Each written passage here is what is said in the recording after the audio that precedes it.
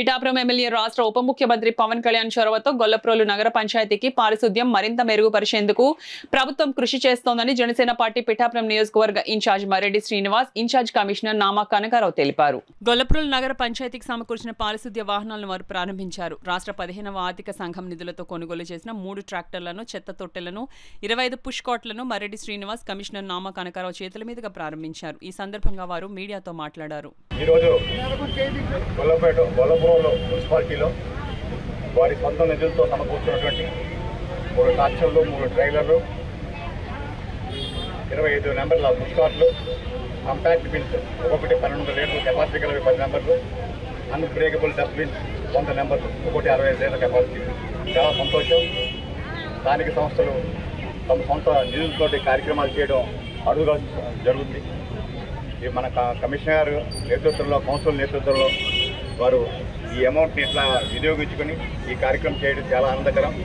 కార్యకర్తల్ని దాదాపుగా 3 రోజుల ట్రైనింగ్ విజయవాడలో తడి చెత్త, పొడి చెత్త, అపాయకరమైన చెత్తలు 3 చెత్తలు ఎలా వేరు చేయాలి ఏంటని ఒక 100 మందికి ట్రైనింగ్ ఇవ్వడం జరిగింది.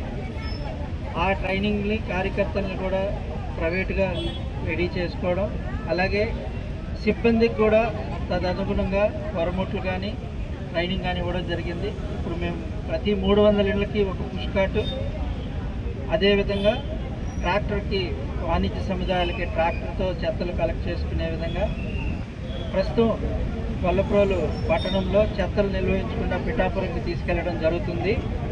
ముఖ్యంగా గమనించవలసింది ఏంటంటే రాబోయే 2 సంవత్సరాల తర్వాత రాజమహేంద్రవరం దగ్గర ఏర్పాటు చేసే వేస్ట్ టు ఎనర్జీ ప్లాంట్కి 18 మున్సిపాలిటీకి సంబంధించిన చెత్త అంతా కూడా వెళ్ళిపోవడం జరుగుతుంది. 1.5 సంవత్సరము 2 సంవత్సరాలు మాత్రమే చెత్త పిఠాపురం కానీ గొల్లప్రోలుకి సంబంధించి ఇక్కడ నిర్వహించడం జరుగుతుంది. దాన్ని కూడా ప్రాసెసింగ్ చేయడం జరుగుతుంది.